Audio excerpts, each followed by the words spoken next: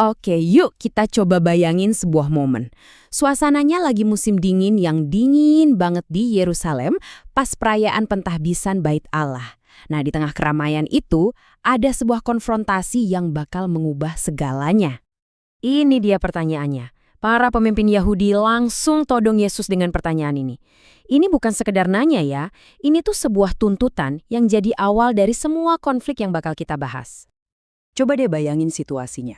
Yesus lagi jalan-jalan santai di Serambi Salomo di Bait Allah, tempat yang rame banget. Tiba-tiba dia dikepung. Mereka nggak nanya baik-baik, mereka langsung menantang dia di depan umum. Pasti tegang banget suasananya. Jawaban Yesus tuh intinya gini, "Hei, bukti-buktinya kan udah ada di depan mata kalian." Dia menunjuk ke semua pekerjaan dan mujizatnya sebagai saksi. Jadi, masalahnya bukan karena kurang bukti, tapi karena hati mereka yang menolak untuk percaya. Dia bahkan pakai perumpamaan gembala dan domba, bilang kalau pengikut sejatinya pasti kenal suaranya. Nah, dari sini nih percakapannya jadi makin panas. Jawaban Yesus selanjutnya bukan lagi sekedar penjelasan biasa, tapi sebuah klaim tentang keilahiannya yang luar biasa berisiko saat itu. Dan inilah puncaknya. Apa yang dia katakan berikutnya bukan cuma jawaban atas pertanyaan mereka, tapi sebuah deklarasi yang bakal mengguncang dasar kepercayaan mereka dan mengubah jalannya sejarah untuk selamanya. Aku dan Bapa adalah satu. Wow, 3 kata tapi dampaknya luar biasa. Sumber kita menekankan, ini bukan cuma berarti tujuan kita sama loh. Dalam bahasa aslinya, ini menunjuk pada kesatuan esensi. Artinya, Yesus secara gamblang mengklaim kalau dirinya itu setara dengan Allah. Terus, gimana reaksi orang-orang di sana? Mereka sama sekali nggak salah paham. Reaksi mereka itu instan dan brutal, karena mereka tahu persis apa arti dari perkataan Yesus barusan. Reaksi mereka ekstrim banget, langsung ambil batu buat merajam dia. Ini bukti paling jelas kalau mereka paham betul apa yang Yesus klaim, bahwa dia adalah Allah. Buat mereka, ini jelas-jelas penghujatan, pelanggaran terbesar dalam hukum Taurat. Dan mereka bahkan ngomong langsung tuduhannya, seperti yang bisa kita lihat di sini. Jelas banget kan, engkau seorang manusia menyamakan dirimu dengan Allah. Ini jadi konfirmasi kalau klaim Yesus dipahami persis seperti yang dia maksudkan, nggak ada keraguan sedikit pun. Yang menarik, Yesus nggak gentar sama sekali. Dia justru membalikan argumen mereka pakai kitab suci mereka sendiri, dari kitab Mazmur.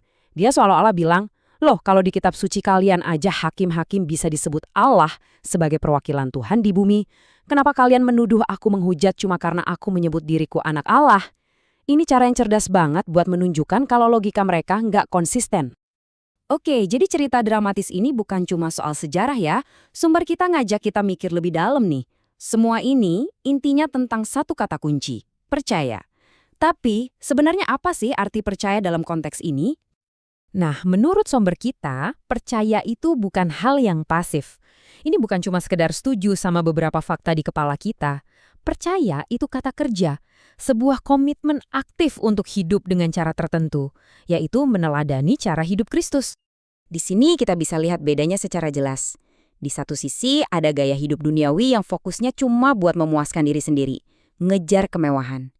Di sisi lain, ada gaya hidup seperti Kristus, yang tujuannya adalah menyenangkan Tuhan dalam segala hal. Nah, inilah wujud nyata dari kepercayaan yang aktif itu. Lalu, gimana caranya kita bisa hidup seperti itu? Sumber kita memberikan 4 langkah praktis yang sebenarnya jadi siklus harian kita. Mendengar firman Tuhan, kita baca kitab suci, kita renungkan dalam-dalam, dan yang paling penting, kita lakukan itu dalam hidup kita sehari-hari.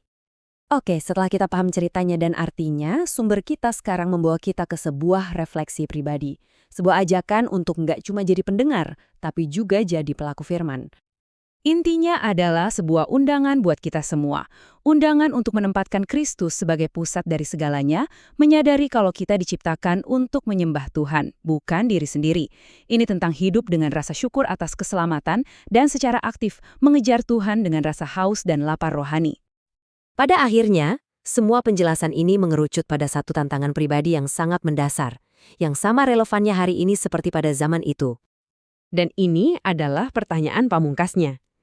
Sama seperti orang-orang di Bait Allah hari itu yang dihadapkan pada pilihan untuk percaya atau menolak, Sekarang, tantangan itu ditujukan kepada kita masing-masing.